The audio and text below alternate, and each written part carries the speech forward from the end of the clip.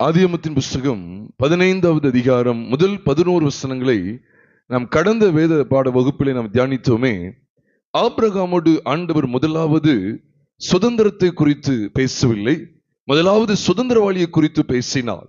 இதை குறித்த சத்தியங்கள் எல்லாம் கடந்த வேத பாட வகுப்பிலே கொடுக்கப்பட்டிருக்கிறது, அது அப்லோட் செய்யப்பட்டிருக்கு, அதை பார்த்து நாம் அறிந்து கொள்ளலாம்.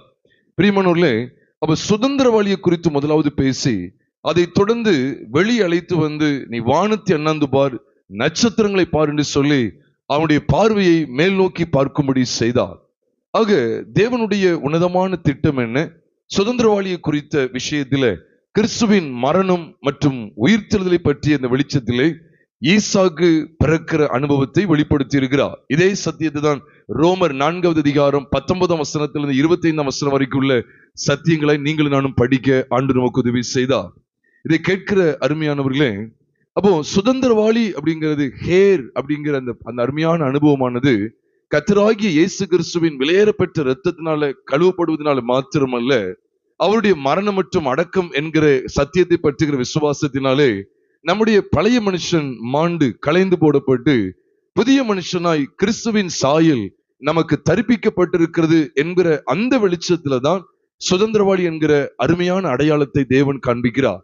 அதுதான் அங்கே ரோமர் 4வது அதிகாரம் 19லிருந்து ஏறக்குறைய 25ஆம் வசனம் வரைக்கும் நாம் பார்க்கும்போது அதை கூட அதிகமாக தியானித்தோம். அவ எங்கே சுதந்திரவாளி வெளிப்படுகிறான் என்று சொன்னால், ஆபிரகாமுடைய சரீரம் செத்து, சாராளுடைய கர்ப்பமும் செத்து, அந்த செத்து போனதிலிருந்து ஜீவன் வெளிப்படுது. அந்த ஜீவன் தான் சுதந்திரவாளி என்பதை மறந்துவிட வேண்டாம். ஆக நீங்களும் நானும் கிறிஸ்துடனே கூட உடன் சுதந்திரவாளிகளா இருக்கிறோம் என்று சொல்லி ரோமர் புஸ்தகம், கலாத்தியர் புஸ்தகத்தின் அடிப்படையில் அறிந்து கொள்கிறோமே. இன்னுமாய் கூட பல நிருப வாக்கியங்களின் மூலமாய் அறிந்து கொள்கிறோமே. இதெல்லாம் நமக்கு எதை வெளிப்படுத்துகிறது அப்படி சொன்னா, நாமும் கிறிஸ்துவின் மரணத்தின் சாயல் மற்றும் உயிர்த்தெழுதலின் சாயலை பற்றுகிற விசுவாசத்தினாலதான் சுதந்திரவாளிகள் அப்படிங்கிற சிறந்த அந்தஸ்தை பெறுகிறோம். ஏனென்றால் சுதந்திரவாளி என்பது மரித்தோரிலிருந்து எழுப்பப்பட்ட அல்லது மரித்தோரிலிருந்து வரக்கூடிய ஜீவனை தான் சுதந்திரவாளி என்று வேதம் சொல்லுகிறது. இங்கே ஆதியாகமம் 15 மட்டுமல்ல, ரோமர் 4வது அதிகாரம் 19ஆம் வசனத்திலிருந்து 25ஆம் வசனம் வரைக்கும் உள்ள வசனங்களை வாசித்து பாருங்கள். ஆபிரகாமுடைய குடும்பத்திலே சுதந்திரவாளி வெளிப்பட்ட விதத்தை கிறிஸ்து மரித்தோரிலிருந்து எழுப்பப்பட்ட விதமாக வெளிப்படுத்தி காண்பிக்கிறார். அப்போ ஈசாக்கு மரித்து போன அல்லது செத்து போன சாராளுடைய கர்ப்பத்திலிருந்து ஜீவனாய் வெளிப்பட்டது என்பது குமாரன் நம்முடைய ஒட்டுமொத்த பாவங்களை நிவர்த்தி செய்கிற கிருபாதார பலியை நமக்காக மரித்து நம்முடைய ஒட்டுமொத்த பழைய மனுஷனையும் தம்முடைய மரணத்துக்கு உட்படுத்தி பாருங்க, அவருடைய சாயலை நமக்கு தந்திருக்கிறாரு. அப்படி என்றால் சுதந்திரவாளி என்பது சாதாரணதல்ல. பழைய மனுஷன் களைந்து போடப்பட்டு புதிய மனுஷனுடைய சாயல் தரிப்பிக்கப்பட்டிருக்கிறவனே சுதந்திரவாளி என்கிற வெளிச்சத்தை கட்டாயமா யாவரும் அறிந்து கொள்ள வேண்டும். சுதந்திரவாளியை குறித்து பேசுறதுக்கு பிற்பாடுதான் வேதம் அவனுக்கு சுதந்திரத்தை காண்பித்து கொடுக்கிறது. 7ஆம் வசனத்துல பார்க்கிறோம், பெண்ணும் அவர் அவனை நோக்கி இந்த தேசத்தை உனக்கு சுதந்திரமாக கொடுக்கும் பொருட்டு என்று ஆண்டவர் சொல்லுகிறார். அப்ப சுதந்திரவாளி யாராய் இருக்க முடியும் என்கிறத வெளிப்படுத்திட்டு தான் சுதந்திரத்தை குறித்து ஆண்டவர் பேசுகிறார். இதே காரியம்தான் நீ நல்லா கவனித்து பாருங்க.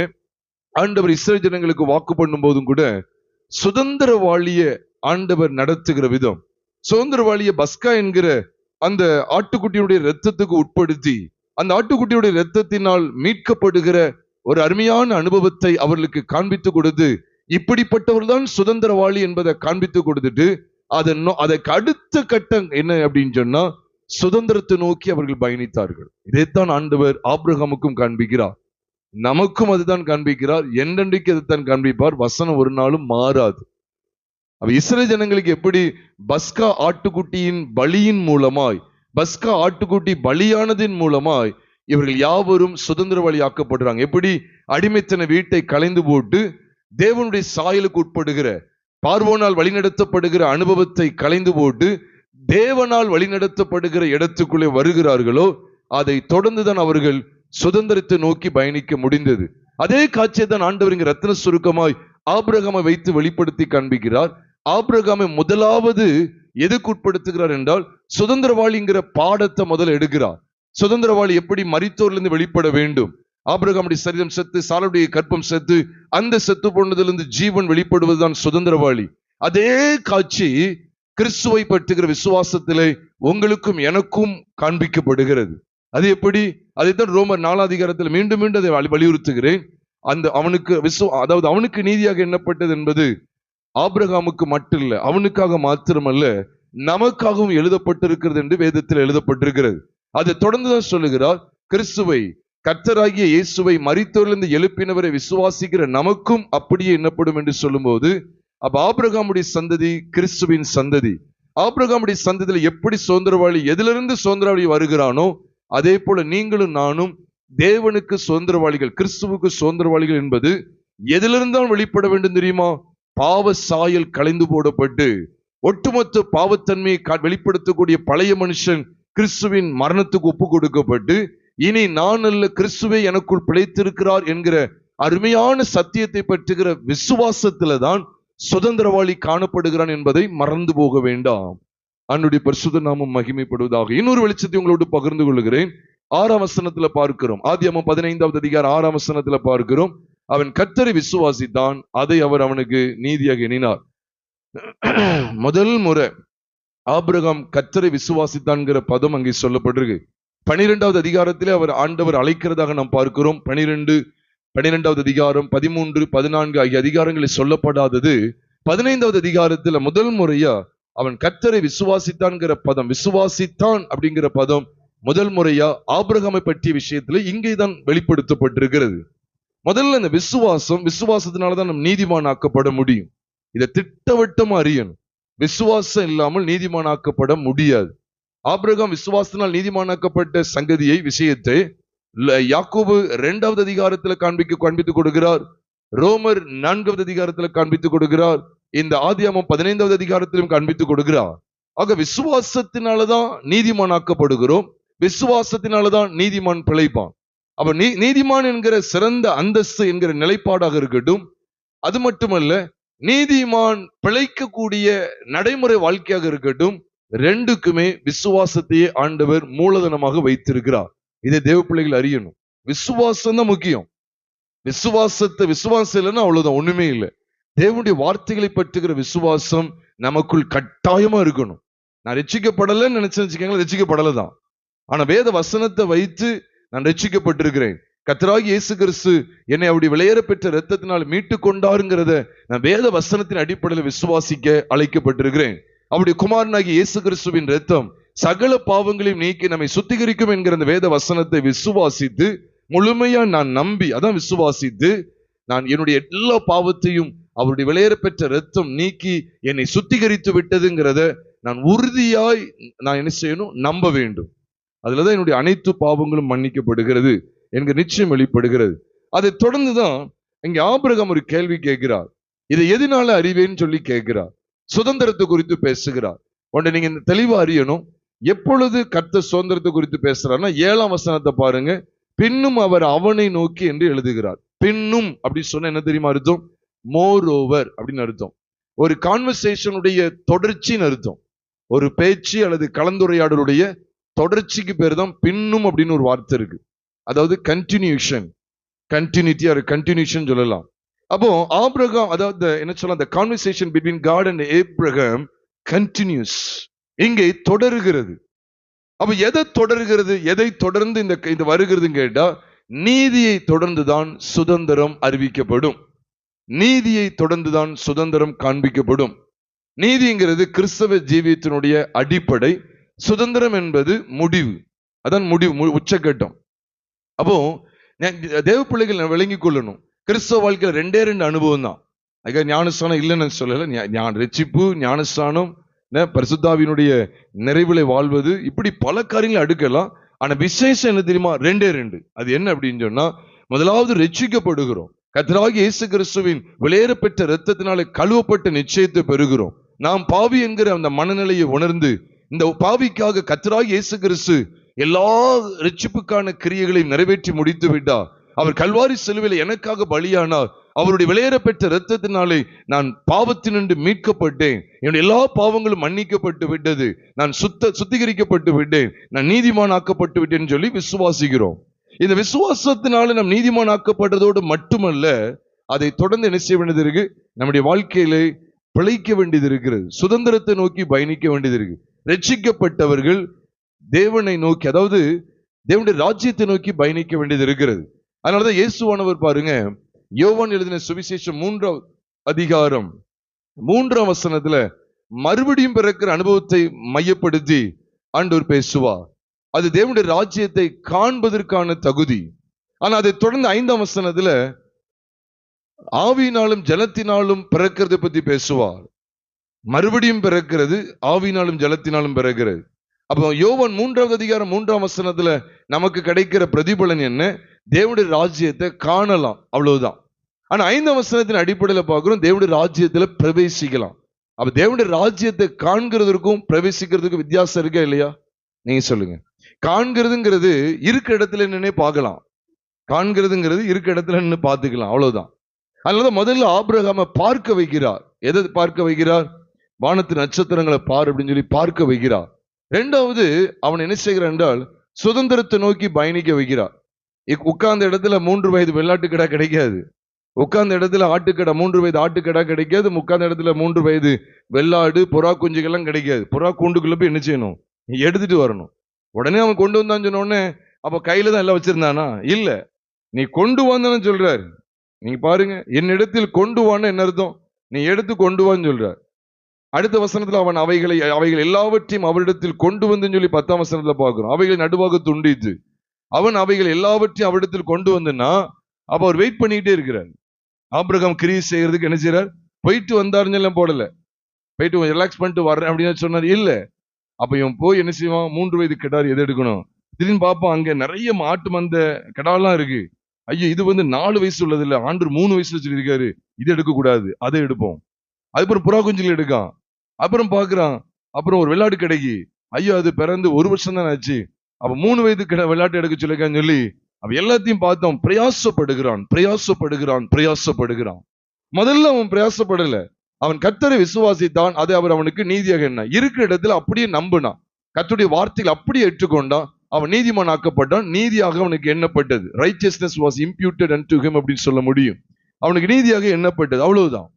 ஆனா அதை தொடர்ந்து சுதந்திரத்தை அடைவதற்கு அப்படி சொல்லும் போது உட்கார்ந்த இடத்துல அப்படி இருக்கிறது இல்ல, இது கர்த்தருக்காக செயல்படணும். இதுதான் நான் அடிக்கடி கூட சொல்லியிருக்கிறேன். ரோமர் 4ஆவது அதிகாரம் 10ஆம் வசனத்துல ஆபிரகாம் ஒரு கூட்டத்துக்கு தகப்பனா இருக்கிறான்.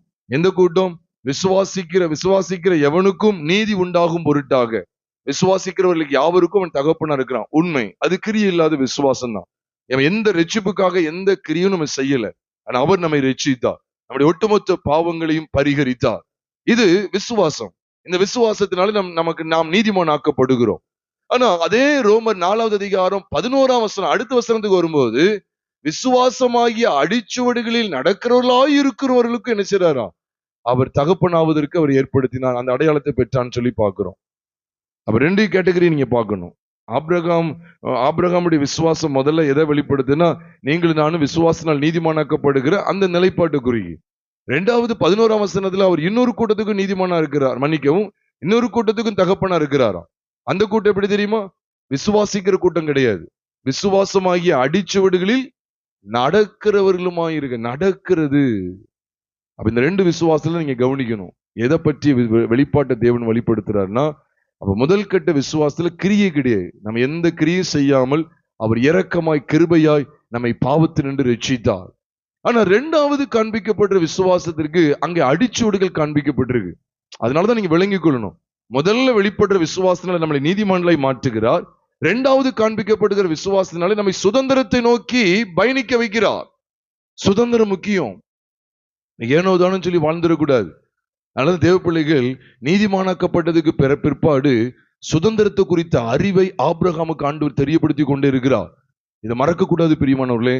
அப்ப ஆபிரகாமுக்கு எதை வெளிப்படுத்துறார்?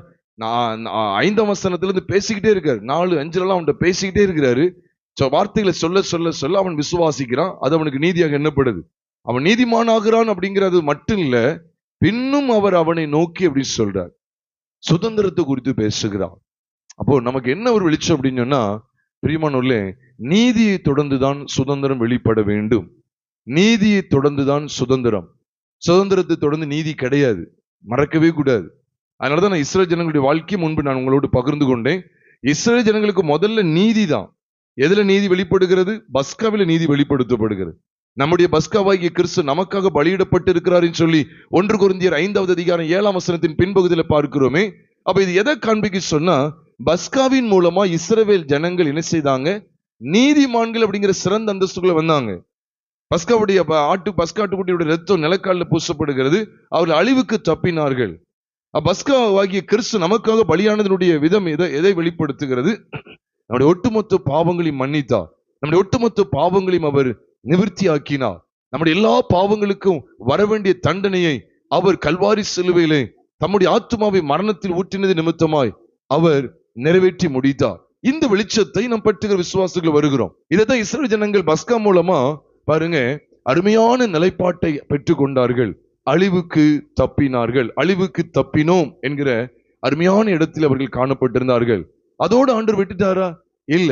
அதுக்கு அடுத்து அவங்களுடைய வாழ்க்கையை பார்த்தீங்கன்னா அணியணியாய் புறப்படுகிறத காண்பிக்கிறார். இதைத்தான் நீங்க தெளிவா படிக்கணும் அப்படின்னு சொன்னா, என்னாகமத்தின் புஸ்தகம் 33வது அதிகாரம் 3ஆம் வசனம், 333 மறக்காதீங்க. 333 என்னாகமம் 33:3ல அவர்கள் பஸ்காவை புசித்த மறுநாளில அணியணியாய் புறப்பட ஆரம்பித்தாங்க. அப்ப உங்களுக்கு காரியம் விளங்குதா? அப்ப நீதி வெளிப்படுத்தப்பட்டதை தொடர்ந்துதான் சுதந்திரத்தை நோக்கிய பயணம் வெளிப்படுத்தப்படும்.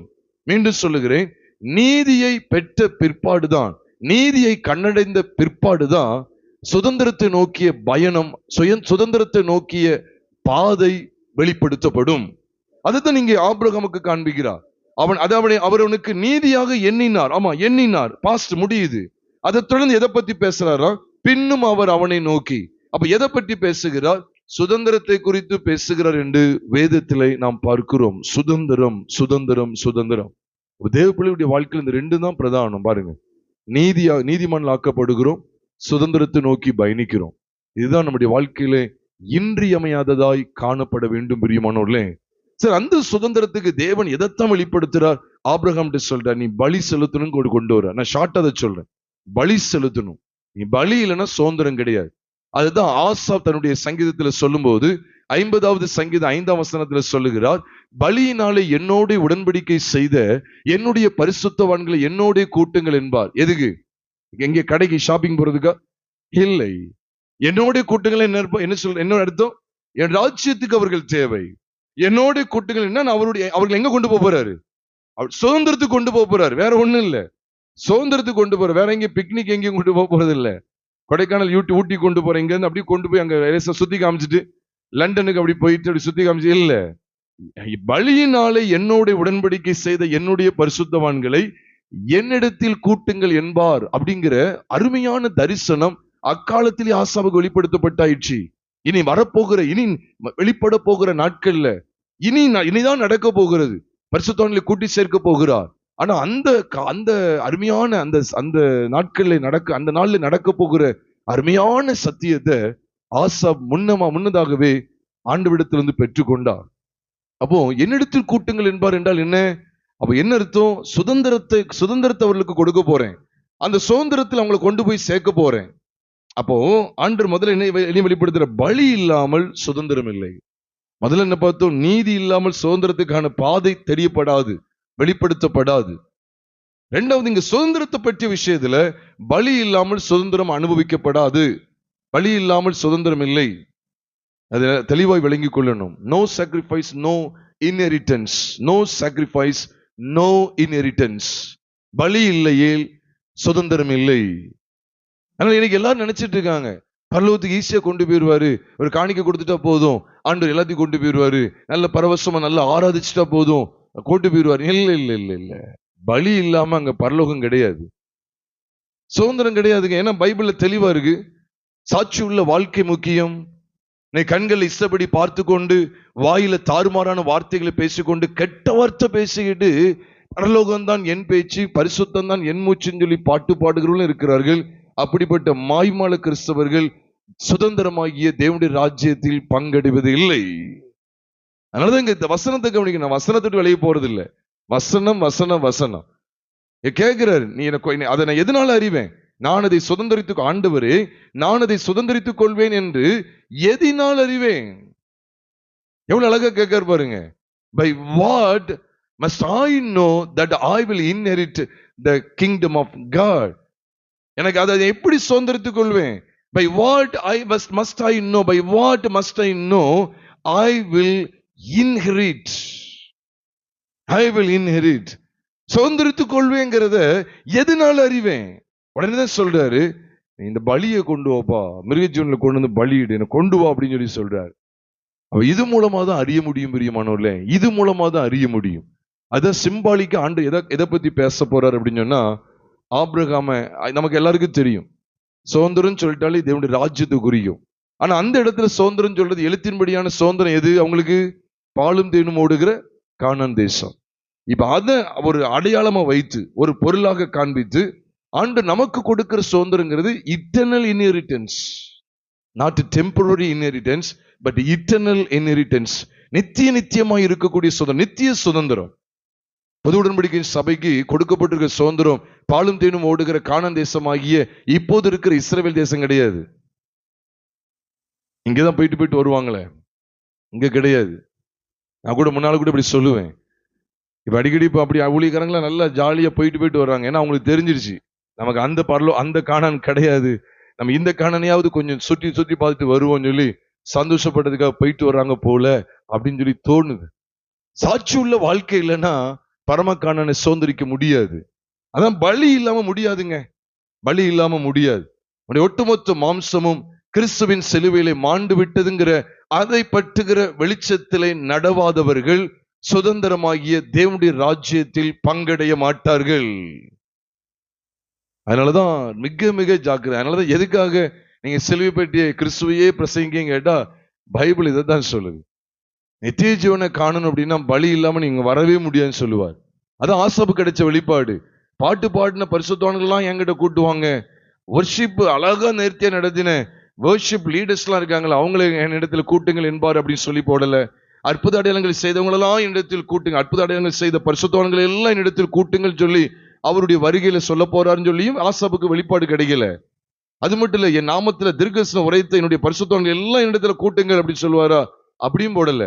என் நாமத்துக்காக இலைப்படையாமல் பிரயாசப்பட்டு அங்க ஊழியம் இங்க ஊழியம், அங்க மீட்டிங் இங்க மீட்டிங் சொல்லி பிரயாசப்பட்டு ஓடினாங்களே, அவங்க எல்லாரும் என்னிடத்தில் கூட்டுங்கள் சொல்லுவாரா? அப்படி வெளிப்பாடு கிடைச்சதா? அப்படியும் கிடைக்கல. என்னதான் வெளிப்பாடு இவருக்கு கிடைச்சுன்னு சொன்னா, பலி, சாக்ரிஃபைஸ், மரணம், மரணத்தின் சாயலுக்கு ஒப்பு கொடுத்து வாழ்ந்தாங்களே, கிறிஸ்துவின் சிலுவையிலே தங்களுடைய மாம்சத்தையும் அதன் ஆசை இச்சைகளையும் அறைந்து இந்த பூமியிலே சிலுவை பற்றிய உபதேசத்தை பற்றி கொண்டு வாழ்ந்தார்களே, அப்படிப்பட்ட பரிசுத்தவான்கள் தான் கர்த்தருடைய வருகையிலே அவரோடு கூட எடுத்துக் கொள்ளப்படுகிறார்கள், சுதந்திரத்துக்கு அழைக்கப்படுகிறார்கள். அதான் நீங்க வேதத்துல பாருங்க, சுதந்திரத்தை குறித்து ஆண்டு எங்க பேசுவாருங்கடா, எபிரேயர் 9வது அதிகாரம் 15ஆம் வசனத்தை நீங்க பாத்தீங்கன்னா அங்க வேதம் சொல்லுது, முதலாம் உடன்படிக்கையின் காலத்தில் நடந்த அக்கிரமங்களை நிவர்த்தி செய்யும்படிக்கு அவர் மரணம் அடைந்து. எவ்வளவு அழகா எழுதுறாரு பாருங்க. முதலாம் உடன்படிக்கையின் காலத்தில் நடந்த அக்கிரமங்களை நிவர்த்தி செய்யும் பொருட்டு அவர் மரணம் அடைந்து அழைக்கப்பட்டவர்கள் வாக்குத்தத்தம் பண்ணப்பட்ட நித்திய சுதந்திரத்தை, அங்க வார்த்தை எவ்வளவு அழகா இருக்கு பாருங்க, நித்திய சுதந்திரத்தை அடைந்து கொள்வதற்காக புது உடன்படிக்கை மத்தியஸ்தராய் இருக்கிறார். அது தொடர்ந்து ஏனென்றால், ஏன் இந்த நித்திய சுதந்திரத்தை பத்தி நமக்கு வாக்கு பண்றாருன்னு கேட்டா, அழைக்கப்பட்டவர்கள் அதை சுதந்திரிக்கிறதுக்கு வாக்கு பண்றாருன்னு கேட்டா அடைந்து கொள்வதற்காகவா? எதுக்காக தெரியுமா? ஏனென்றால் எங்கே மரண சாசனம் உண்டோ அங்கே அந்த சாசனத்தை எழுதினுடைய மரணமும் என்ன செய்யணுமா? உண்டாக வேண்டும். ஏன் தொடர்ந்து மரணத்தை பத்தியே பேசுறார், ரத்தத்தை பத்தியே பேசுறார்?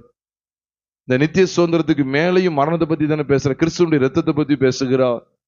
அப்படி நீங்க விளங்கிடணும். ஏன் 15ஆம் வசனத்திலே அதான் சொல்றார், அவர் மரணம் அடைந்து அழைக்கப்பட்டவர்கள் வாக்குத்தத்தம் பண்ணப்பட்ட நித்திய சுதந்திரத்தை அடைந்து கொள்வதற்காக. அப்ப ஃபர்ஸ்ட் என்னன்னா, என்னுடைய உங்களுடைய ஒட்டுமொத்த அக்கிரமங்களை நிவர்த்தி செய்யும்படிக்கு நான் அவருடைய மரணத்தை பற்றிய அந்த சத்தியத்துக்குள்ள நான் வர வேண்டியது இருக்கிறது. ஃபர்ஸ்ட் என்னன்னா, மரணம் அடைந்து, அந்த வார்த்தை குறிச்சுக்கங்க, மரணம் அடைந்து. இரண்டாவது என்னது? அழைக்கப்பட்டவர் வாக்குத்தத்தம் பண்ணப்பட்ட நித்திய சுதந்திரத்தை அடைந்து கொள்வதற்காக. ஃபர்ஸ்ட் மரணம் அடைந்து, இரண்டாவது நித்திய ஜீவனை அடைந்து கொள்வதற்காக. நம்ம பகுதியில கவனிக்கணும் அப்படின்னு சொன்னா, முதல்ல நம்முடைய அக்கிரமங்களை நிவர்த்தி செய்யும் பொருட்டு, இரண்டாவது நாம் எல்லாரும் நித்திய சுதந்திரத்தை அடைந்து கொள்ளும் பொருட்டு. ரெண்டு விஷயம் இருக்கு. முதல்ல பலியை பற்றுகிற விசுவாசம், இரண்டாவது தான் சுதந்திரத்துக்குள்ள கொண்டு வரப்படுதல். அப்ப இந்த பலி இல்லாமல் சுதந்திரம் இல்லை பாருங்க. ஏன்னா அவர் மரணம் அடைந்துதான் எதை ஏற்படுத்துகிறாராம்? அழைக்கப்பட்டவர்கள் வாக்குத்தத்தம் பண்ணப்பட்ட நித்திய சுதந்திரத்தை அடைந்து கொள்வதற்காக புது உடன்படிக்கை மத்தியஸ்தராக இருக்கிறார். அப்போ தேவனுடைய பிள்ளைகள் விளங்கிக் கொள்ள வேண்டியது என்ன? பலி இல்லையில் சுதந்திரம் இல்லை. அதான் ஆபிரகாம் கேட்ட கேள்விக்கு பதில் சொல்லிட்டாரு. இப்படி உன்னை கொண்டு வந்து செய்யும்படி செய்துட்டார். சரி, மேலும் தொடர்ந்து நம்ம தியானித்து நம்ம முடிக்க போகிறோம். அது என்ன அப்படின்னு சொன்னா, பிரியமானவர்களே, அதை தொடர்ந்து தேவன் பலியை கொண்டு வந்து என்ன செய்யறாரு தெரியுமா? அங்கே ஒரு காரிருள், திகில் உண்டாகிறது. சூரியன் அஸ்தமித்ததுக்கு பிற்பாடு காரிருள் ஆபிரகாமை மூடிக்கொள்ளுகிறது. இது எதுக்கு அடையாளம் அப்படின்னு சொன்னா, ஆண்டவர் இஸ்ரவேல் ஜனங்களுடைய வாழ்க்கையை குறித்து பேச போகிறார். அவ இஸ்ரவேல் ஜனங்களையும் ஒரு காரிருள், அடிமைத்தனம் என்கிற ஒரு காரிருள் மூடிக்கொள்ளும். அதை தொடர்ந்து பாருங்க, ஆபிரகாம் பலி செலுத்தி காத்திருக்கும் போது ஆண்டவர் வெட்டா வெளிச்சமா காண்பிக்க. நல்ல கவனிங்க, இதுல ரொம்ப ஒரு ஆழமான சத்தியங்கள் உண்டு. என் உணர்த்தினதை உங்களோடு பகிர்ந்து கொள்ளுகிறேன். அப்ப இந்த பலிபீடத்துக்குள்ள, இந்த பலிக்குள்ள வந்த உடனே கிறிஸ்துவின் மரணத்தை பற்றுகிற விசுவாசத்துக்கு ஒப்பனையா இருக்கக்கூடிய, கிறிஸ்துவின் மரணத்தை பற்றுகிற விசுவாசத்துக்கு நிழலாய் இருக்கக்கூடிய ஒருவித பலிக்குள்ளே இங்க ஆபிரகாம் கடந்து வருகிறார். பலிகளை ஏற்படுத்துகிற இடத்துக்கு வந்துட்டார். எல்லாருமே நமக்கு தெரியும். இதெல்லாம் புதிய ஏற்பாடு சத்தியத்தின் வெளிச்சத்துல கர்த்தராகிய இயேசு கிறிஸ்துவின் மரணத்தை பிரதிபலிக்கிறது. அவருடைய மரணத்திலே நம்முடைய பழைய மனுஷனுடைய மரணத்தை வெளிப்படுத்தி காட்டுகிறது. இந்த சத்தியத்துலதான் நம்ம சுதந்திரத்தை அடைய முடியும். சரி, இங்க காரில் வருகிறது. அப்ப ஆண்டு என்ன சொல்ல போறாருன்னா, ஜனங்கள் 400 வருஷம் நினைச்சுவாங்க உபத்திரப்படுவாருன்னு சொல்றார். ஒரு இடத்துல 430 வருஷம் இருக்கு. நமக்கு தெரியும், யாத்திராகமம் 12:40 430 வருஷம் இருக்கு. ஆனா இங்க 400 வருஷம் என்று சொல்லுகிறார். எங்கே? ஆதியாகமம் 15:13 வசனத்துல 400 வருஷம் என்று சொல்லுகிறார். 400 அல்லது 430 வருஷமா அப்படிங்கிறத நம்மளோட அடுத்த இதுல நம்மளோட பகிர்ந்து கொள்ளுகிறேன். கர்த்தருக்கு சித்தமானால் நான் பகிர்ந்து கொள்ள இருக்கிறேன். ஆனா இங்கே ஆண்டவர் என்ன செய்கிறார்? அப்ப சிலர் என்ன சொல்லுவாங்க தெரியுமா? 400 430 நான் ஏன் அடுத்ததுக்குள்ள கொண்டு போகணும்? இப்பொழுது உங்களோட பகிர்ந்து கொள்ள 400 450 இவ்விதமா கூட சொல்லுவது உண்டு. மோசே அதற்கு ஆயத்தமாக இல்லை என்றும் ஒரு கூட்டத்தார் சொல்லுகிறது உண்டு. 430 வருஷம், 400 430 வருஷம் சொல்லி, அதாவது இவ்விதமாவும் சொல்லுகிற கருத்து உண்டு. மோசே அதுக்கு ஆயத்தப்படல, கர்த்தர் அவனை எழுப்புகிற சமயத்துல அவன் என் கையினாலே கர்த்தர் ரட்சிப்பான்னு சொல்லி சுயத்தை மேன்மை பாராட்டி விட்டான்னு சொல்லி அப்போஸ்தலர் 7வது அதிகாரம் 25ஆம் வசனத்தை காண்பித்து கொடுக்கிறவர்களும் உண்டு. இப்படியும் எடுக்க முடியும்.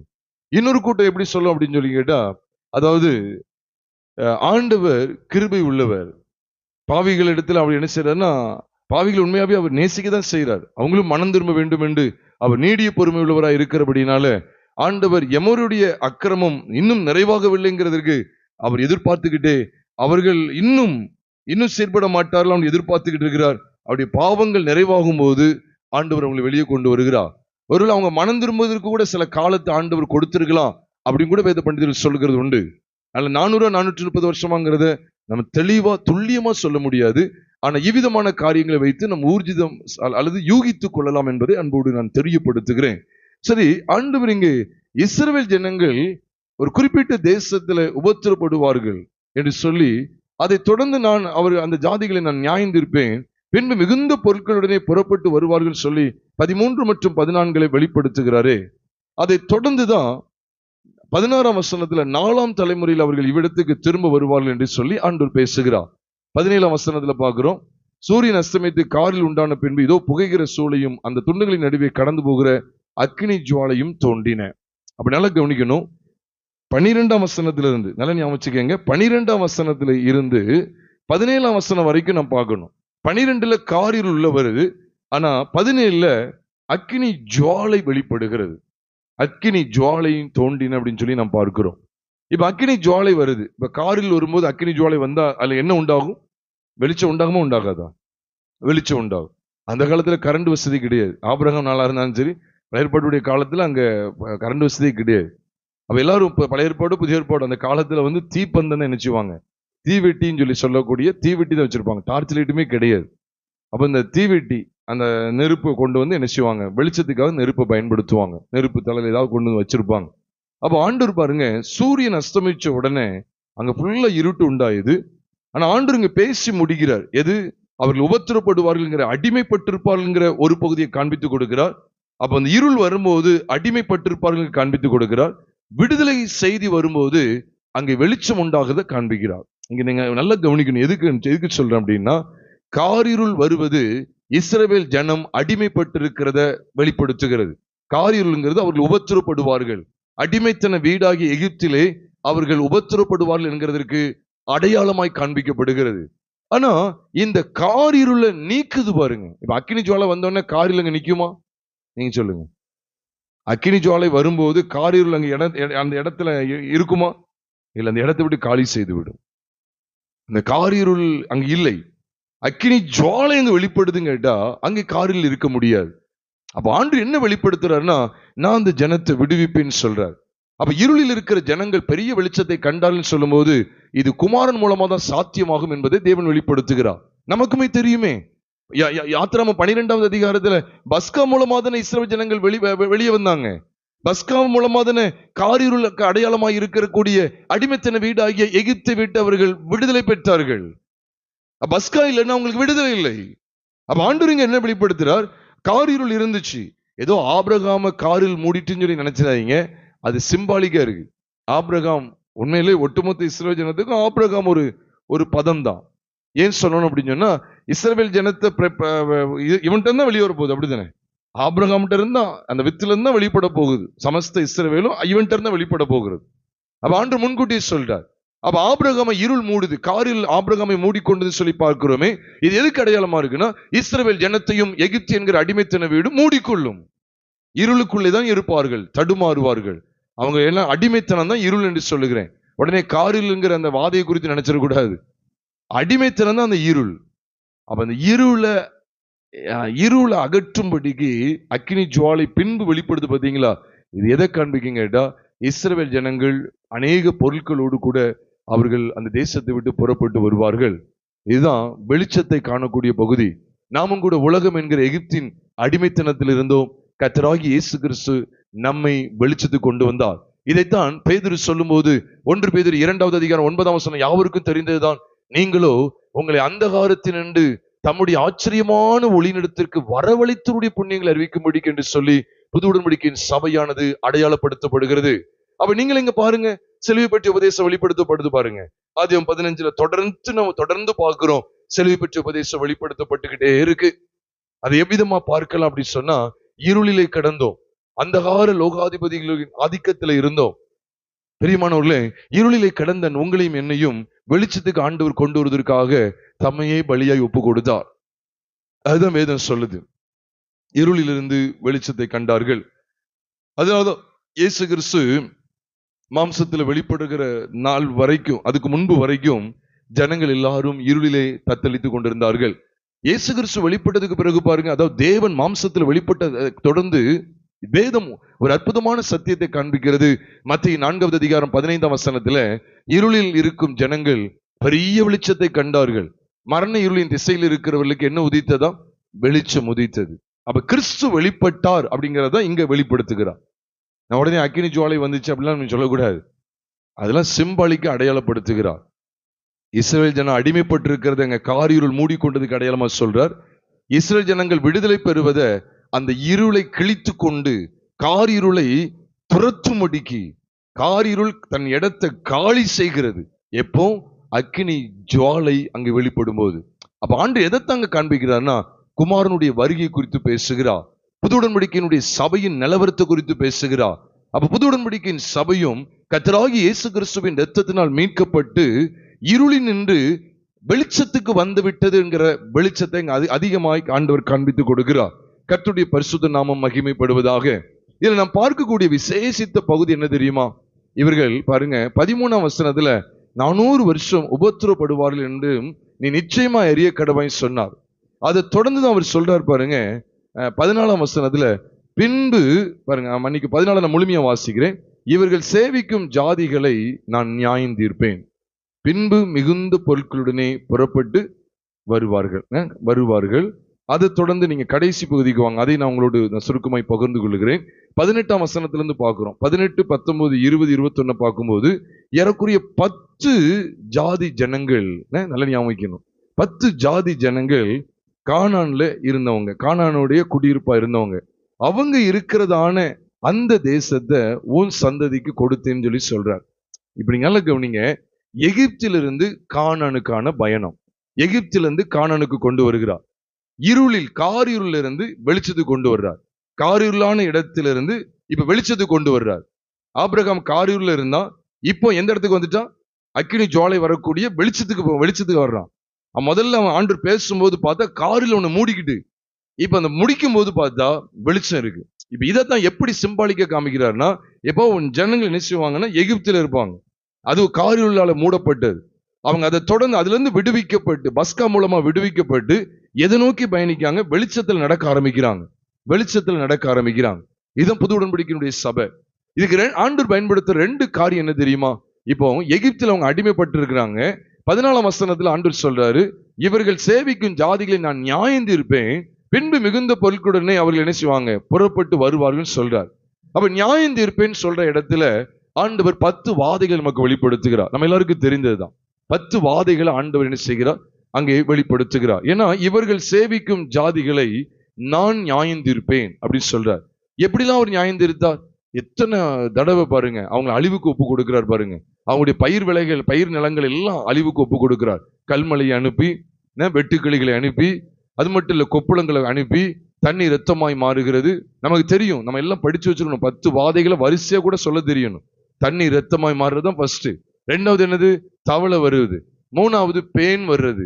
நாலாவது வண்டுகள். ஐந்தாவது கொள்ளை நோய். ஆறாவது கொப்புளங்கள். ஏழாவது கல்மலை. எட்டாவது வெட்டுக்கிளி. 9வது காரிருள். 10வது தான் தலைப்பிள்ளைகளுடைய சங்காரம். இப்படி 10 வாதைகளை கொண்டு வந்து ஆண்டவர் இந்த ஜனங்களை நியாயந்து இருக்கிறார். நமக்கு எல்லாருக்கும் தெரியும், வாதிக்கிறார்.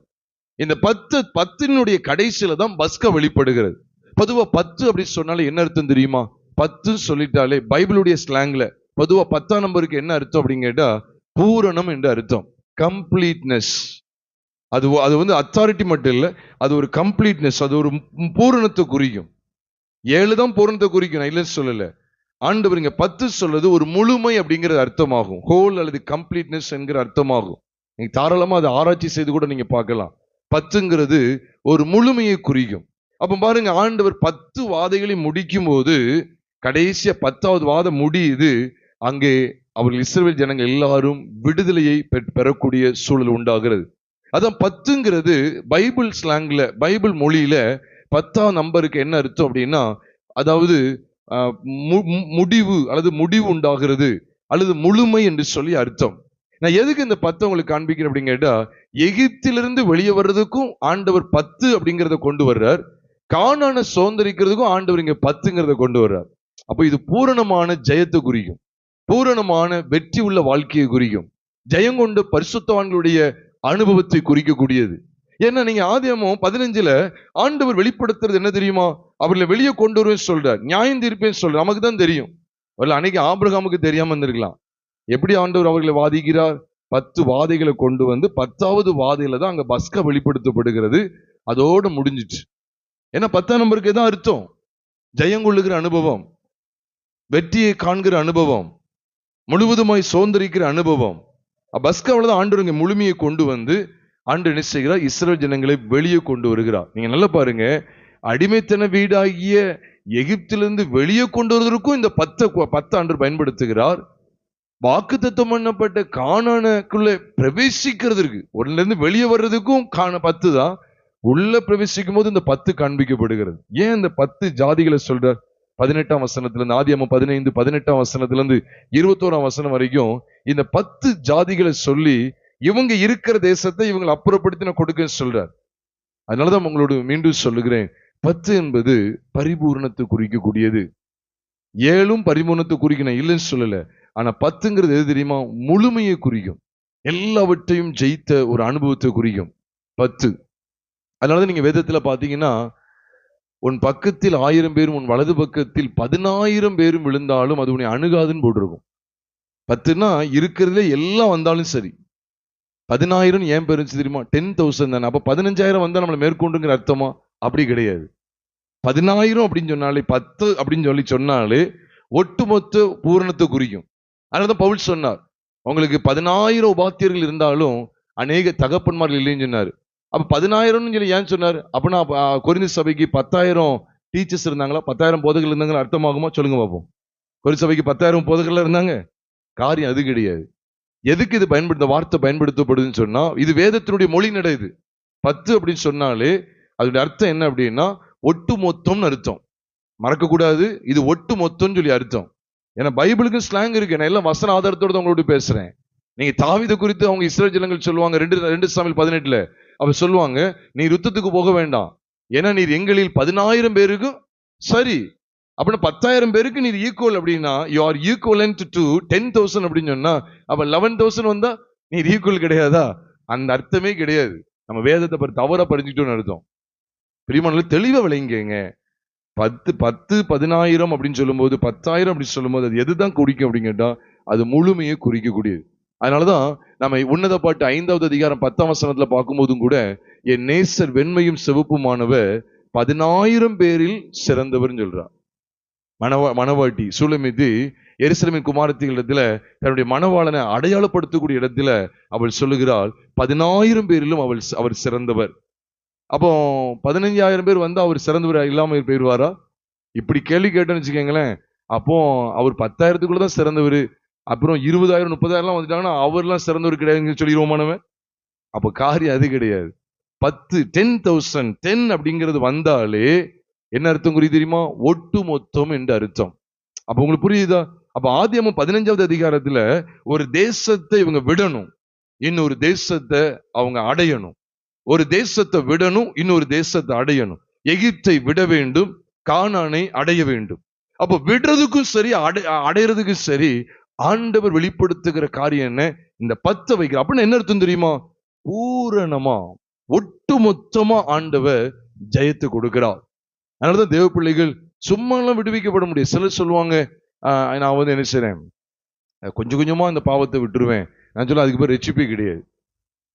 படிப்படி உடனே விட முடியுமா அப்படின்னு கேட்பாங்க. நீங்க என்னைக்கு முழுமையா விடுறீங்களோ அன்னைக்கு தான் ரெச்சிப்பு. அப்போ எகிப்துல கொஞ்சம் கால் மட்டும் எகிப்துல இருக்கட்டும், கண்ணு மட்டும் எகிப்துல இருக்கட்டும், மற்றதெல்லாம் வனாந்திரத்துல ஆண்டவர் வழிநடத்தப்படுன்னு சொன்னா அது நடக்குமா? அது கதை நடக்கவே நடக்காது. கொஞ்சம் கொஞ்சமா விட்டா நீ கொஞ்சமா விட்டு என்னைக்கு இந்த 10ங்கிற அந்த ஒரு முழுமை ஒட்டுமொத்தங்கிற இடத்துக்கு வருவியோ அன்னைக்குதான் ஒட்டுமொத்தமான பாவங்களும் மூடப்பட்டது அப்படிங்கிற இடத்துக்கு வர்றியோ அன்னைக்குதான் உனக்கு ரட்சிப்பு. மற்றபடி 10 பாவங்களை விட்டேன், 8 பாவங்களை விட்டேன், இன்னும் 2 பாவம் மட்டும் இருக்கு, நாடகம் மட்டும் பார்த்துக்கிட்டு இருக்கேன், அல்ல ஏதோ ஒரு இடத்துல மட்டும் சினிமா பார்க்கிறேன், 4 நட்சத்திரம் பார்க்கிறேன்னு சொல்லுவாய் என்றால் நீ ரட்சிக்கப்படவில்லை என்ற அர்த்தம். அல்லது அந்த வசனங்களை வைத்து ஊர்ஜிதம் செய்து கொள்ளணும் பிரியமானவர்களே. அப்ப எகிப்தை துண்டிக்கிற இடத்துல தேவன் நமக்கு காண்பிக்கிற அந்த வாதைகள் 10. நான் எதுக்கு இதை சொல்ல தெரியுமா? நல்ல கவனிங்க. அப்போ இவங்களுடைய ஆரம்பம் பாருங்க, அவங்க எகிப்தை துண்டிக்கிற அந்த ஆரம்பத்தை கவனிச்சீங்கன்னா அதுவும் 10.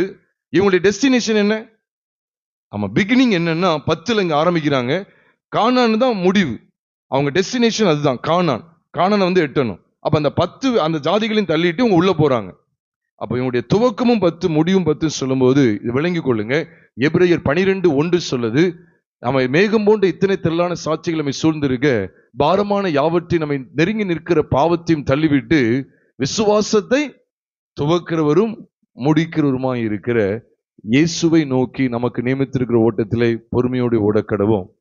அப்போ நமக்கு என்ன வெளிச்சத்தை தர்றார் அப்படின்னு சொன்னா, இதுதான் கிறிஸ்துவ வாழ்க்கையினுடைய அடிப்படை, இதுதான் கிறிஸ்துவ வாழ்க்கையினுடைய ஒட்டுமொத்த சாராம்சம்.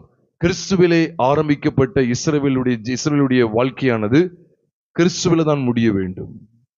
அதுதான் ஆண்டவர் வெளிப்படுத்துகிறார். கிறிஸ்துவிலே ஆரம்பிக்கப்பட்டது கிறிஸ்துவிலே முடிவடையும். அதனாலதான் பாருங்க, முதல் வருகையில உங்களை என்னையும் அவருக்கு சொந்தமானவர்களை மாற்றுவதற்கு, அவரோடு உள்ள வாழ்க்கையை ஆரம்பிக்கிறதுக்கு அவர் என்ன செய்கிறார்? தம்மையே பலியா ஒப்பு கொடுத்துட்டார். பாருங்க, உயிர்த்தெழுதல்ல போகும்போது அவர் வந்து கூட்டு போறாரு. அப்ப முதல் வருகையிலேயே என்னதான் பார்க்கிறோம்? அவர் தான் முதலும் முடிவும் ஆதியும் அந்தவுமா இருக்கிறார். முதல்ல அவர் வந்து என்ன செய்யற? தம்முடைய சரீரத்தை மரணத்துக்கு ஒப்பு கொடுக்கிறார். பஸ்கா மூலமா நாம் விடுவிக்கப்படுகிறோம். அப்ப விடுவிக்கப்பட்ட என்ன அர்த்தம் தெரியுமா? இஸ்ரவேல் ஜனங்கள் விசுவாச வாழ்க்கையிலே தங்களுடைய விசுவாச வாழ்க்கையை துவங்குகிறார்கள். அப்படிதான் அர்த்தம். விசுவாச வாழ்க்கை என்ன செய்றாங்க? துவங்குறாங்க. பஸ்காவை தொடர்ந்து அவர்கள் துவங்குகிறாங்க. அந்த 10 தொடர்ந்து துவங்குறாங்க. 10 வாதைகளை தொடர்ந்து துவங்குகிறார்கள். அதுக்கடுத்து அங்க என்ன சொல்றாரு? முடிக்கிறார். அப்போ விசுவாசத்தை துவக்கிறவரும் முடிக்கிறவருமாய் இருக்கிற இயேசுவை நோக்கி அவர்களோடு கூட சென்ற ஞான கண்மலையின் தண்ணீரை குடித்தார்கள். அந்த கண்மலை கிறிஸ்துவின் இருக்கு. அப்ப இவர் தான் துவக்கி முடிவுக்கும் அவர் தான் கொண்டு வர்றார். அப்ப கானான் சொல்லும்போது நமக்கு பரம கானான், அதுதான் பைபிள்ல சொல்லப்பட்டிருக்கு. அப்போ எப்படிப்பட்ட ஒரு வார்த்தையில சொல்றார்? கானான் என்பது பரம கானான், நித்திய ஜீவனை குறிக்கு. அப்ப ஒருவரும் கெட்டு போகாமல் நித்திய ஜீவனை அடையும்படிக்கு அவரை தந்துருளி இவ்வளவை உலகத்தில் அன்பு கூர்ந்தார். அப்ப கிறிஸ்தவ ஜீவியத்தினுடைய துவக்கத்துக்கும் அந்த பலிதான் காரணம், முடிவுக்கும் அந்த பலிதான் காரணம். அதனால நீங்க உன்னிப்பா கவனிச்சு பாருங்க. அவர்கள் ஆரம்பிக்கும் போது பாருங்க, அதாவது கிறிஸ்தவ வாழ்க்கை ஆரம்பிக்க போறாங்க, எதை வச்சுதான் ஆரம்பிக்க போறாங்க? பஸ்கா வச்சு ஆரம்பிக்க போறாங்க. அங்க பலி இருக்குதா இல்லையா? பஸ்கா வச்சுதான் அவங்க கிறிஸ்தவ வாழ்க்கை ஆரம்பிக்கப்பட போகிறது. அடிமைத்தன வீடு என்கிற அந்த எல்லாத்தையும் துண்டிச்சுட்டு இப்ப புதுசா அவங்க ஃப்ரெஷ்ஷா அவங்க வாழ போறாங்க. தேவனுக்கென்று அடி எடுத்து வைக்க போறாங்க. கிறிஸ்தவ வாழ்க்கையில அவங்க ஆரம்பிக்கிறார்கள் தங்களுடைய வாழ்க்கையை, தங்களுடைய கிறிஸ்தவ வாழ்க்கையை ஆரம்பிக்கிறார்கள். முடிவு எங்க தெரியுமா? கில்கால். யோசுவா 5வது அதிகாரத்துல 9ஆம் வசனத்தை நாம் பார்க்கும்போது அங்கே கில்கால்ல தான், கில்கால்ங்கிறது எது தெரியுமா? கானான் தேசத்தினுடைய எல்லை. மறக்க கூடாது, கானான் தேசத்தினுடைய எல்லை அதான் கில்கால். அங்கேயும் கில்கால்லையும் ஒரு இரத்த சிந்தப்படுதல் அங்க இருந்துச்சு, அதான் விருத்த சேதனம். அப்ப பாருங்க, துவக்கமும் முடிவும் கிறிஸ்து தான். நமக்கு நல்லா பார்த்துக்கணும். ஏன்னா இஸ்ரவேல் ஜனங்கள் அடிமைத்தன வீட்டை துண்டித்து தங்கள் கிறிஸ்தவ வாழ்க்கையை, தேவனுக்குள்ளான வாழ்க்கையை விசுவாசத்தினாலே வாழ ஆரம்பிக்கிற துவக்கத்திலும் பஸ்கா வெளிப்படுத்தப்படுது. கிறிஸ்துவின் மரணம். முடிவை பாருங்க, இஸ்ரவேல் ஜனங்களுடைய முடிவை பாருங்க. அவங்க கானானுக்குள்ள பிரவேசிக்கணும். கரெக்டா என்டர் ஆகும்போது எதை வச்சுதான் உள்ள என்டர் ஆகிறாங்க தெரியுமா? நம்ம எல்லாருக்குமே தெரியும். யோசுவா 5வது அதிகாரம் 12ஆம் வசனத்துல அவர்கள் கானான் தேசத்தின் எல்லையில வந்து சேர்ந்து அதன் பலனை புசிச்சாங்களாம். அது முதல் மண்ணா அவர்களுக்கு பெய்யாமல் ஒளிந்து போனதா, அவர்கள் தேசத்தின் பலனை புசிச்சாங்களாம். இது எதன் அடிப்படையில் காண்பிக்கப்படுது தெரியுமா? கில்காலை தொடர்ந்துதான். பாருங்க, அவ எகிப்துக்கு முடிவு கட்டுறதுக்கு கிறிஸ்துவின் மரணம் தான் அவங்களுக்கு தலையாய சத்தியமாய் வெளிப்படுத்தப்பட்டது. கானானுக்குள்ள உள்ள போறதுக்கும் இங்க என்னதான் வெளிப்படுத்தப்படுது? கில்கால். கில்கால் என்ன நடந்துச்சு? விருத்த சேதனம். விருத்த சேதனம் என்ன நமக்கு அழகா தெரியும், அடிக்கடி நிறைய செய்தியில கேட்டிருக்கோம்.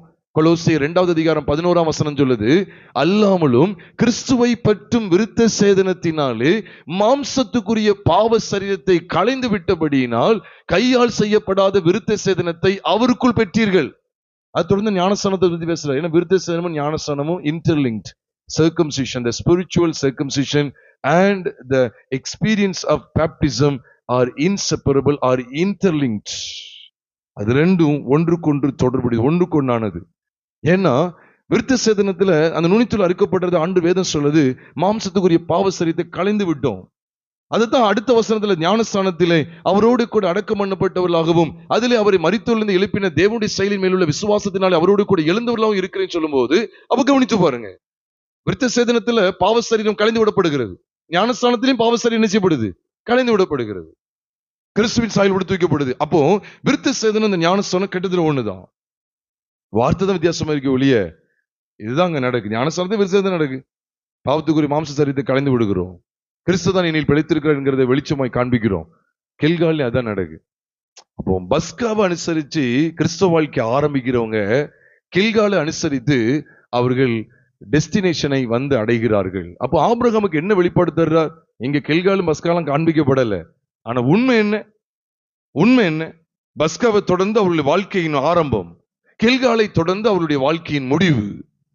பஸ்காவை தொடர்ந்து அவருடைய வாழ்க்கையின் ஆரம்பம், கில்காலை தொடர்ந்து அவருடைய வாழ்க்கையின் முடிவு.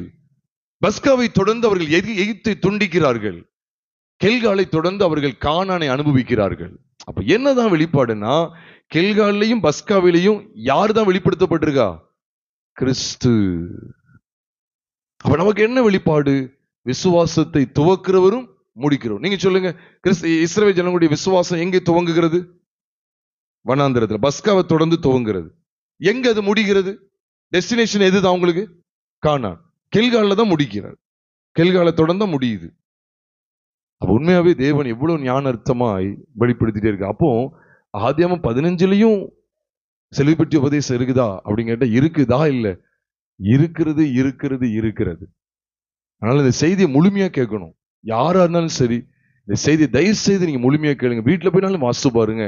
நான் எதுவும் இது சத்தியம் இல்லாம வேற எதையும் கட்டுக்கதையில பேசுறது கிடையாது. அப்ப எகிப்தை துண்டிக்கிறதுக்கும் ஆண்டவர் 10 வாதைகளை வைக்கிறார். 10வதுல தான் இந்த பஸ்கா வெளிப்படுத்துறார். 10ங்கிறது ஏற்கனவே சொல்லிட்டேன், ஒட்டுமொத்த பூரணத்தை குறிக்கும். 10 பைபிள்லயே நம்பர் 10ன்னு வந்தா ஒட்டுமொத்த பூரணம் அர்த்தம். ஒட்டுமொத்தமான ஜெயம் கொண்ட வாழ்க்கை, வெற்றி உள்ள வாழ்க்கைங்கிறது குறிக்கிறது. அப்ப பஸ்காவை தொடர்ந்து அந்த 10 தொடர்ந்து அவர்கள் என்ன செய்றாங்க? கிறிஸ்தவ வாழ்க்கையை ஆரம்பிக்கிறாங்க. எகிப்தை முற்றிலுமா விட்டுட்டாங்க. அடுத்து வேதம் சொல்லுது கானான். அங்கேயும் 10 வித ஜாதிகளை ஆண்டவர் வெளியேற்றுகிறார். 18ஆம் வசனத்திலிருந்து பார்க்கிறோம். ஆதியாகமம் 15வது அதிகாரம் 18, 19, 20, 21 ஆகிய 4 வசனங்களை பார்க்கும்போது, விசேஷமா 19, 20, 21 3 வசனங்களை பார்க்கும்போது அங்க எத்தனை விதமான ஜனங்கள் வெளிப்படுத்தப்படுறாங்க? 10 விதமான ஜனங்கள் காண்பிக்கப்படுறாங்க. அந்த 10ஐயும் அப்புறப்படுத்தி தான் இவங்க உள்ள நுழைய முடியுது, சுதந்திரிக்க முடிகிறது. ஆக பிரியமானவர்களே, நீதியை குறித்து பேசினவர் சுதந்திரத்தை குறித்தும் பேசுகிறார். நீதி பெற்று கிறிஸ்தவ வாழ்க்கையை துவங்குகிற நீங்களும் நானும் சுதந்திரத்தை அடைகிறதுக்கு பங்குள்ளவர்களாய், சுதந்திரத்தை அடைகிறதுல நாம் பங்குள்ளவர்களாய் காணப்பட வேண்டுமானால் இந்த 10ங்கிற வர்றதெல்லாம் நீங்க கவனிச்சு பாருங்க. உண்மையில் அப்படிதான் நினைக்கிறேன். உங்களுடைய துவக்கம் 10, முடிவும் 10, ஆனா இடையில் செத்து அப்படின்னு நான் மனசுல வச்சுக்கிட்டேன். பாவத்தினால் இடையில் செத்து. யோசிச்சு பாருங்க, எவ்வளவு ஞான அர்த்தமாய் தேவன் வெளிப்படுத்தி இருக்கிறார். ஆக பிரியமானவர்களே, இது எதுக்கு தெரியுமா? ஆபிரகாம்கிட்ட என்னதான் பேசினார் தெரியுமா? இப்போ கிறிஸ்தவ வாழ்க்கையானது கிறிஸ்துவிலே ஆரம்பிக்கப்பட்டு கிறிஸ்துவிலே முடிக்கப்பட வேண்டும். பஸ்காவிலே ஆரம்பிக்கப்பட்ட இஸ்ரவேல் ஜனங்களுடைய வாழ்க்கையானது கில்காலிலே முடிகிறது. உடனே முடிஞ்ச உடனே அடுத்து கானான்ல போய் அவங்க வாழ்ந்தாங்க, குடியிருந்தாங்க. அதெல்லாம் எவ்வளவு வசனங்கள் இருக்கு, ராஜாக்கள் வந்தாங்க. இப்ப அதை பேசல. இதெல்லாம் நமக்கு படிப்பினையா இருக்கிறது. இவைகள் எல்லாம் அவர்களுக்கு சிருஷ்டாந்தங்களாய் சம்பவித்தது. உலகத்தின் முடிவு காலத்தில் உள்ள நமக்கு எச்சரிப்பு உண்டாகும்படி எழுதப்பட்டும் இருக்கிறதா. அவ இஸ்ரவேல் ஜனங்கள் எப்படி எகிப்தை துண்டித்து அவர்கள் வனாந்தரத்தில் வழிநடத்தப்பட்டு கானானை, வாக்குத்தத்தம் பண்ணப்பட்ட கானானை சுதந்தரித்தார்களோ, அதே போலதான் நாமும் அடிமைத்தன வீடாகிய இந்த உலகம் என்கிற எகிப்தை துண்டித்து கர்த்தராகிய இயேசு கிறிஸ்துவை பற்றுகிற விசுவாசத்தினாலே, அந்த பஸ்கா ஆட்டுக்குட்டியை பற்றுகிற விசுவாசத்தினாலே நீங்களும் நானும் நீதிமான்கள் ஆக்கப்பட்டு தேவனால் இந்த வனாந்தர வாழ்க்கையிலே வழிநடத்தப்பட்டு வாக்குத்தத்தம் பண்ணப்பட்டிருக்கிற பரம கானானாகிய நித்திய ஜீவனை சுதந்தரிப்போம் என்பதற்கு இஸ்ரவேல் ஜனங்களுடைய வாழ்க்கை ஒரு திருஷ்டாந்தம். மறக்கக்கூடாது. அதனாலதான் இஸ்ரவேல் ஜனங்களுடைய வாழ்க்கையின் துவக்கத்தை பார்க்கிறோம். அப்பேற்பட்ட அடிமைத்தனத்தை நீக்கி ஆண்டவர் துவக்கத்தை வெளிப்படுத்துகிறார். பஸ்காவை தொடர்ந்து அவர்களுடைய வாழ்க்கை துவங்கப்படுகிறது. பஸ்காவை தொடர்ந்து இஸ்ரவேல் ஜனங்களுடைய விசுவாச வாழ்க்கை துவங்குகிறது. கில்காலை தொடர்ந்து அவருடைய விசுவாச வாழ்க்கை முடிவடைகிறது. அப்ப இந்த பஸ்காவும் கில்காலும் யாருடைய சாயலை வெளிப்படுத்துகிறது? சத்தமா சொல்லுங்க. ஆமா, கர்த்தராகிய இயேசு கிறிஸ்துவின் சாயலை வெளிப்படுத்துகிறது. விசேஷமா எது? அவருடைய மரணத்தின் சாயல் மற்றும் உயிர்த்தெழுதலின் சாயல். அந்த பழைய மனுஷனை கலைந்து புதிய மனுஷனுடைய சாயலை தரித்துக் கொள்வது. இப்படிப்பட்ட சாயலுக்குள்ளதான் தேவன் நம்முடைய கிறிஸ்தவ வாழ்க்கையினுடைய துவக்கத்தையும் முடிவையும் வைத்திருக்கிறார். இப்ப சொல்லுங்க, சிலுவையில் அறியப்பட்ட கிறிஸ்துவ பிரசங்கிக்காம வேற எதை பிரசங்கிக்க? இல்லைன்னா பிரோஜனம் கிடையாது. நான் வேற ஏதாவது பிரசங்கிச்சு என்ன தெரியுமா? நீங்க நிறைய பேர் பஸ்காவை ஆரம்பிச்சு சூப்பரா வர்றாங்க. ஆனா இடையில தான் மோவாப் உங்களை மோசம் பண்ணிருதானே, இடையில உங்களை பாழாக்கிருதானே. யோசிக்கணும் வேண்டாமா? இடையில அமலேக்கு தான் உங்களை தூக்கிருதானே, அமலேக்கு அலங்கோலப்படுத்திருதான். மோவாப்புக்கு இடம் கொடுத்து மோசமாயிருந்தாங்க, பாலாக்கு இடம் கொடுத்து பாலாக்கப்பட்டுதாங்க. பஸ்காவில தான் ஆரம்பிக்காங்க. நிறைய ஊழியக்காரங்க நல்ல ரிச்சிப்ல தான் ஆரம்பிக்காங்க. போக போக போக பண ஆசை, பொருளாசை. ஏன்னா உங்களுக்கு தெரியல, விசுவாசத்தை துவக்கிறவர் கிறிஸ்துன்னு சொல்லி அந்த வெளிச்சத்தை கண்டுகொண்டு அவர்களுக்கு விசுவாசத்தை முடிக்கிறவர் அவர் தான் அப்படிங்கிற அந்த வெளிச்சம் உங்களுக்கு கிடைக்கல. அதுதான் மேகமோட இத்தனை திரளான சாட்சிகளை காமிச்சு கொடுக்கிறார். எதுக்கு? அவங்கள பாக்குறதுக்கு இல்ல. மேகம் திரளான சாட்சி இருக்கு இல்ல, நீ அதை பார்க்காத. விசுவாசத்தை துவக்கிறவர் முடிக்கிறவருமா இருக்கிற இயேசுவை நோக்கி நமக்கு நியமித்திருக்கிற ஓட்டத்திலே பொறுமையோடு ஓடக்கிறோம். அப்ப விசுவாசத்தின் துவக்கம் பஸ்கா, விசுவாசத்தினுடைய முடிவு கில்கால். இதான் டெஸ்டினேஷன். நம்முடைய வாழ்க்கை அப்படித்தான் பிரியமானவர்களே. ஆக ஆபிரகாம் கண்டுகொண்ட இந்த வெளிச்சத்தை நாம் கண்டு கொண்டிருக்கிறோமா? ஆராய்ந்து பார்ப்போம். இந்த சத்திய வெளிச்சத்துக்கு நம்ம நிக்கணும் பிரியமானவர்களே. நான் உடனே நினைக்க கூட எதுக்கு எடுத்தாலும் சிலுவை நானா ஜோடிக்க நினைக்கிறேன். உண்மையில தேவன் உணர்த்துறத நான் பேசிட்டு இருக்கேன். நான் வேற எதுவும் எனக்கு தெரியாது. யாரும் சொன்னது, யாரும் இப்படிதான் பேசணும்னு சொல்றது இல்ல. இதுலதான் நிக்கணுங்கிறத கற்றுக் கொடுத்தனாலதான் இதை உங்களோடு பகிர்ந்து கொள்றேன். தயவு செய்து சொல்றேன், இந்த செய்தியை மீண்டும் கூட நீங்க கேளுங்க. ஆனா இந்த வெளிச்சத்துல நிக்கணும் பிரியமானவர்களே. இந்த வெளிச்சத்தை தாண்டி வேற எங்கேயும் வழியோ விலகக்கூடாது. நீதியை தொடர்ந்து சுதந்திரம். சுதந்திரத்துல தேவன் இப்படிப்பட்ட வெளிச்சத்தை காண்பிக்கிறார். அவர் சாதாரணமா பேசிட்டாருன்னு சொல்லி நினைக்க கூடாது. அதுல எவ்வளவு ஞான அர்த்தங்கள் வெளிப்படுத்தப்பட்டிருக்கு, எவ்வளவு அருமையான சத்தியங்கள் காண்பிக்கப்பட்டிருக்குங்கிறத நாம் அறிந்து நாம் அதில் நிலைத்திருக்க அழைக்கப்பட்டிருக்கிறோம். விசுவாசத்தை துவக்கிறவரும் முடிக்கிறவருமாய் இருக்கிற இயேசுவை நோக்கி. உண்மையிலே நம்முடைய விசுவாசத்தின் துவக்கம் எதுல தெரியுமா இருக்கு? பஸ்காவை பற்றுகிற விசுவாசத்துல, பஸ்காவை பற்றுகிற வெளிச்சத்துல தான் நம்முடைய கிறிஸ்தவ வாழ்க்கையினுடைய துவக்கம் இருக்கிறது. பஸ்காவாகி ஆட்டுக்குட்டியான அடிக்கப்பட்டா நம்முடைய முடிவு எங்க இருக்கு தெரியுமா? பரமக்காணனை எட்டுகிறதா முடிவு. பரமக்காணனை நித்திய ஜீவனை அவரோடு கூட எடுத்துக்கொள்ளப்படுதல். அதுக்கும் என்னதான் ஆண்டவர் காண்பித்து கொடுக்கிறான்னா, கில்காலின் அனுபவம் இல்லாம நீ காணனுக்குள்ள வர முடியாது.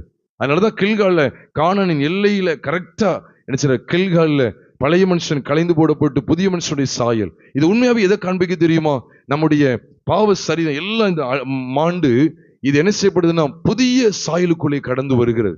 நாமும் கிறிஸ்துவின் மரித்தோரின் உயிர்த்தெழுதலில் நாமும் என்ன செய்வோம்? பங்கடைவோம் என்பதை ஆண்டவர் வெளிப்படுத்துகிறார். அதற்கு ஒப்பனையாக இது வெளிப்படுத்தப்பட்டிருக்கு.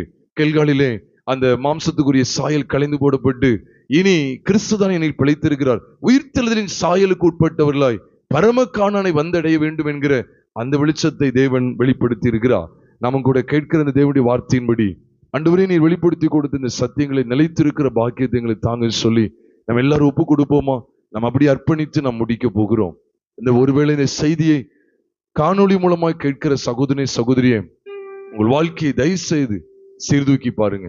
உங்கள் வாழ்க்கை எதிலே கட்டப்பட்டு இருக்கிறது? ஒருவேளை நீங்க உங்க வாழ்க்கையில ஆண்டவரே நான் ஏனோதானு சொல்லி வாழ்ந்து கொண்டிருக்கிறேனே, ஏதோ இயேசுனை ரட்சித்து விட்டார் சொல்லி ஏனோதானு சொல்லி வாழ்ந்து கொண்டிருக்கிறேனே, ஆண்டவரே நீ விசுவாசத்தை துவக்கிறவரும் நீர்தான், முடிக்கிறவரும் நீர்தான். அதுல ஏன் இயேசுன்னு போடப்பட்டிருக்கு தெரியுமா? விசுவாசத்தை துவக்கிறவரும் முடிக்கிறவருமாகிய இயேசுவை நோக்கின்னு சொல்லி இயேசுன்னு ஏன் போட்டிருக்கு தெரியுமா? தேவன் மாம்சத்தில் வெளிப்பட்டார். அவரை பற்றுகிற விசுவாசத்துலதான் நாம் ஓட வேண்டும். இயேசு விசுவாசத்தை துவக்கிறவரும் முடிக்கிறவருமாய் இருக்கிற இயேசுவை நோக்கி நமக்கு நியமித்திருக்கிற ஓட்டத்திலே நாம் பொறுமையோடு ஓட கடவோம். ஏனங்க இயேசு வருகிறது? அவர் கிறிஸ்து அல்லவா? அது என்ன அவர் இயேசுன்னு சொல்லி வெளிப்பட்டார்? ஆம், கிறிஸ்து மனுஷகுமாரன் இந்த பூமியில வெளிப்பட்டு இயேசு என்கிற பெயர்ல உங்களுடைய என்னுடைய ஒட்டுமொத்த பாவங்களையும் கல்வாரி சிலுவையிலே சுமந்து தீர்த்தார். ஆக மாம்சத்தில் வெளிப்பட்ட கிறிஸ்துவை பற்றுகிற விசுவாசத்தினால்தான் நாம் நம்முடைய ஓட்டத்தை ஜெயமாக முடிக்க முடியும் என்பதை தேவன் வெளிப்படுத்துகிறார். அர்ப்பணம் செய்வோமா? ஒப்பு கொடுப்போமா? காரிருள் ஆபிரகாமை சூழ்ந்து கொண்டது, காரிருள் ஆபிரகாமை மூடினது உண்மைதான். ஆனால் அந்த காரில் எல்லாவற்றையும் நீக்கி போடும்படியாய், அப்புறப்படுத்தும்படியாய் அக்கினி ஜுவாலை அங்கே தோன்றின, அக்கினி ஜுவாலை அங்கே தோன்றின, அக்கினி ஜுவாலையும் தோன்றின என்று அங்கே எழுதப்பட்டிருக்கிறதே. நன்றி செலுத்துகிறோம் ஆண்டவரே. நாங்கள் தொடர்ந்து இந்த உயர்தரமான சத்தியங்களை நிலைத்திருக்க வேண்டும். அடிமைத்தன நுகத்தில் நின்று விடுதலையாக்குகிறவர் ஆண்டவரே, பரிசுத்தமுள்ள தேவனே, வெளிச்சத்துக்குள்ள எங்களை கொண்டு வந்திருக்கிறீர் ஆண்டவரே. ஆமா ஆண்டவரே, காரில் இருந்த அந்த உலகத்திலே பஸ்கா ஆட்டுக்குட்டியானவரை குறித்த வெளிப்பாட்டை எங்களுக்கு தந்து, கெல்காலுடைய வெளிச்சத்தையும் எங்களுக்கு தந்து, நித்திய ஜீவனாகிய அந்த நித்திய சுதந்திரத்தில் பரலோக ராஜ்யத்தில் எங்களை பங்குள்ளவர்களாய் மாற்றுவதற்கு இப்படிப்பட்ட சத்தியங்களை எங்களுக்கு வெளிப்படுத்தி நடத்துகிறீர். அதற்காய் ஸ்தோத்திரம். ஆபிரகாமுக்கு அன்னைக்கு உணர்த்தி வைத்த தேவன் என்றைக்கும் எங்களுக்கு வெளிப்படுத்தி காண்பிக்கிறீர். ஆபிரகாமுக்கு வெளிப்படுத்தப்பட்ட இதே பாதையில தான் நீயும் நித்திய சுதந்திரமாகிய பரமக்காணனை வந்தெட்ட முடியும் என்கிற வெளிச்சத்தை நீர் எங்களுக்கு காண்பித்து கொடுக்கிறதற்காய் ஸ்தோத்திரம் செலுத்துகிறோம். தொடர்ந்து ஆட்கொள்ளுங்க, வழி நடத்துங்க. எங்கள் கர்த்தராகிய இயேசு கிறிஸ்துவின் நாமத்தில் ஜெபிக்கிறோம் நல்ல பிதாவே, ஆமென்.